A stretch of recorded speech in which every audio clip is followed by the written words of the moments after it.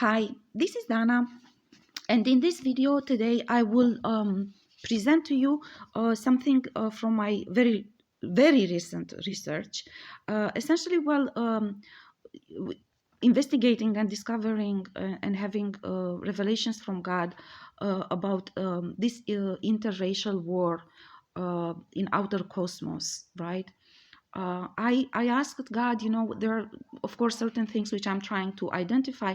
So I asked God, well, what about interracial children? So what about if two individuals from two different races which are at war with each other, um, instead of breaking bondage, they actually choose to stay together and to make children?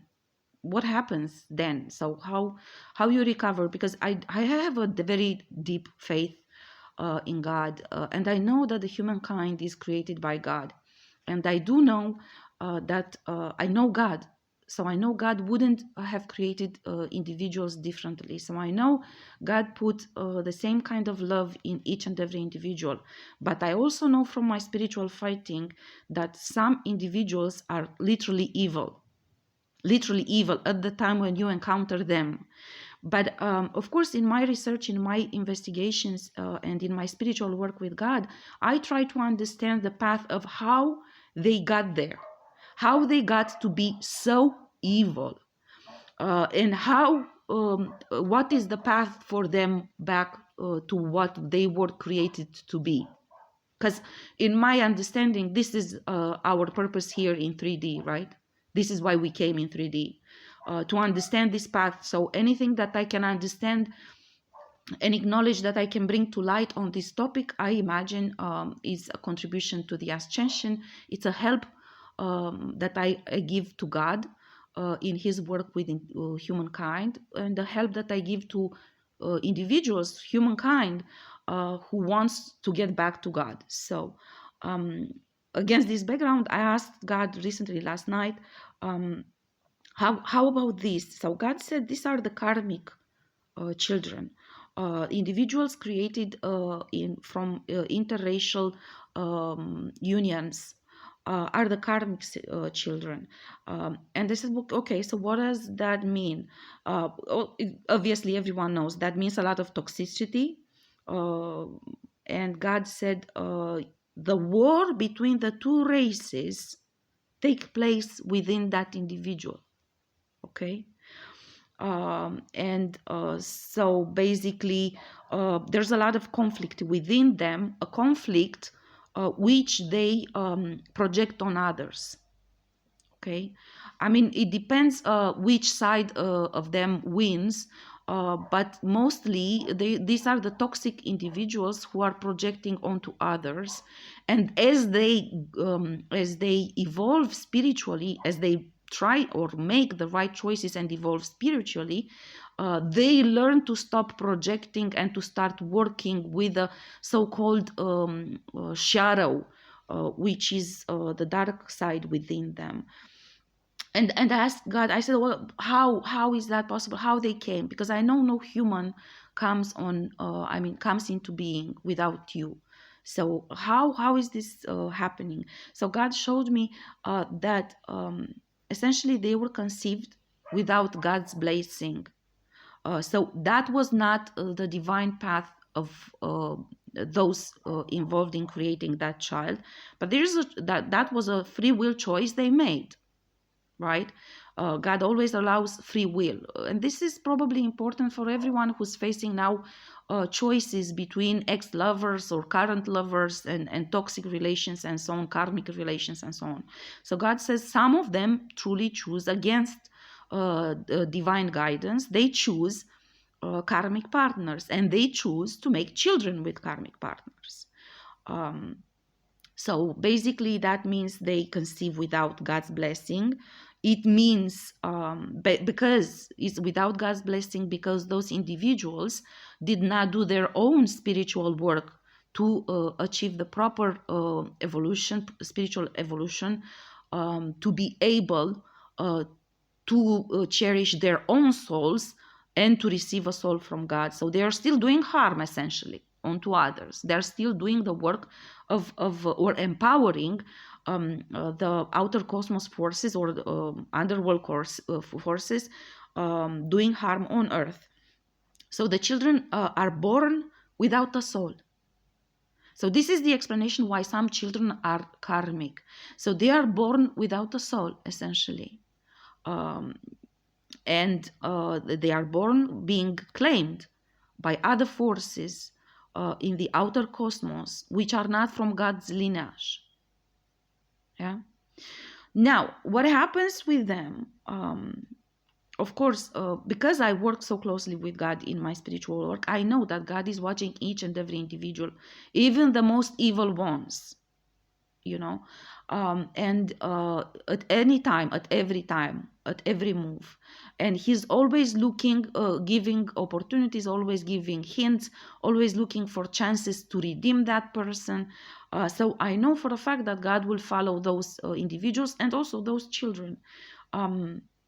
And will watch and wait for the proper moment until they will learn the proper lessons and try to give them a temporary embodiment, a soul.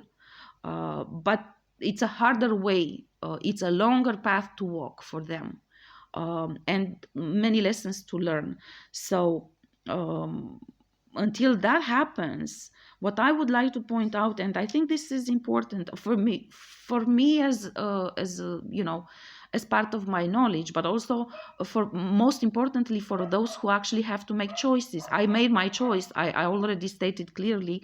I choose matriarchat and I choose celibacy. I'm not interested in anyone right now. I'm interested in my spiritual path. But it's important for those that have to make choices. And this is to show that although you think of soulmates as being part of your lineage and being positive presence in your life, you must remember that soulmates might be, on one hand, fallen angels. Okay, so they are still your soulmates, even if they lost the soul, they are part of your lineage, and it's part of your lineage but without the soul. But also you have to understand, everyone has to keep in mind that soulmates sometimes can be someone from another race, or someone who's the product of an inter-race union, who got a soul for a temporary embodiment from God. So he's that also. That one is also sort of your soulmate. Is not part of your lineage, but he carried temporarily, or at the time when you met that person, he carried a temporary embodiment of a soul from your lineage. Okay, but they still carry a lot of toxicity. They will do a lot of betrayal, and they will bring a lot of conflict. So when this happens, you have to understand all these factors, so you can actually put in the on a higher perspective your choices, and to understand that a soulmate does not necessarily guarantee a peaceful and benefic relationship for you, but it can actually mean that person had a temporary embodiment of a soul from your lineage. But at this point in time, when you are making the choice, that individual might represent a physical presence of a worse enemy that you have. So a higher perspective over this soul work that God is doing, and interracial war, means to also take in consideration all of these circumstances when, for example, maybe you fell in love with someone, and that individual might have been your soulmate at the time, but maybe choices that individual made on the path led to him losing the soul. So then he's not a soulmate anymore, but he represents an individual claimed for by other forces and working with other forces against you, an enemy essentially. We don't like the word enemy, but he defines himself as an enemy to you. and trying to do harm to you. And you must understand all these dimensions. And I do this video today because I know it's hard to make choices if you don't understand and you don't have all the information. So I'm putting this information out there, and I'm encouraging everyone to investigate your own life case and situation, investigate the individuals in your life, and ask questions. Ask questions from God, from divine realm, from Akashic records, and understand the exact picture in which you are now present at the time of your decision making. Don't make the decision now based on what was happening when you met that person, okay? But make the decision with the current situation in mind. And know that at this point in time, the one who yesterday was a positive soulmate, a positive presence in your life, or a positive potential. God corrects me right now, and he says not a positive presence, but a positive potential, because it was a temporary soul embodiment only.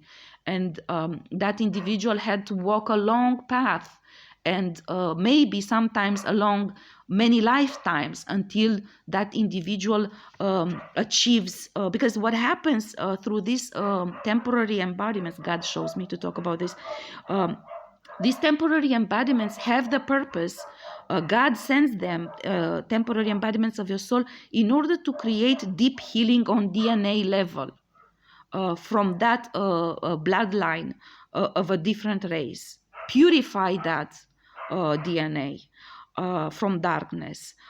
So that's a long path to walk. And usually it presumes a lot of temporary embodiments, depending on how much that individual is willing to walk the straight line. It's a long-term soul work with God. And it's supposed to do a healing on cellular level, on DNA level.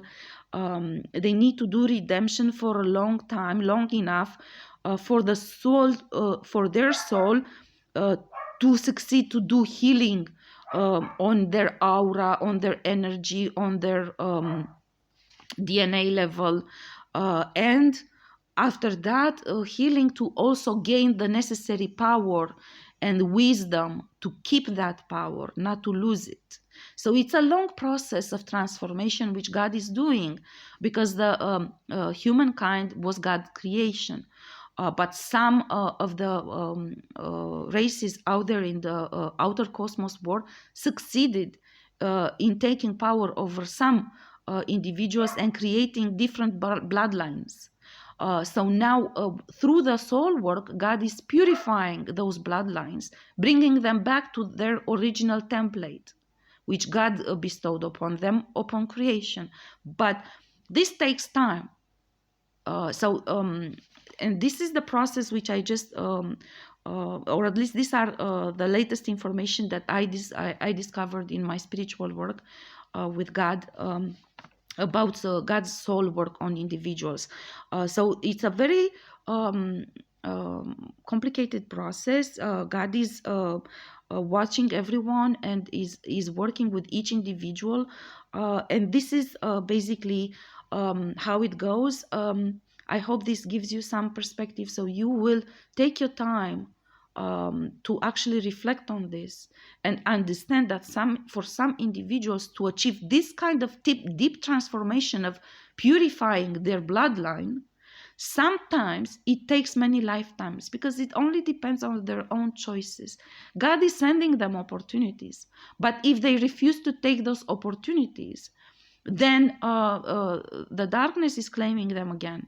And then it takes a long time for them to get another opportunity, because they need to rise up to the level where they were when God gave them that opportunity, right?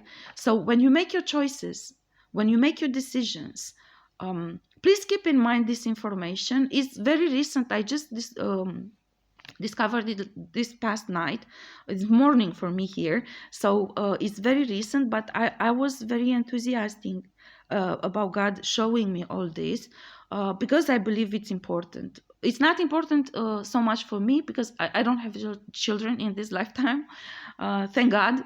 Considering what I learned in my spiritual fighting, in my conscious spiritual fighting, I am very happy I chose not to have children in this lifetime.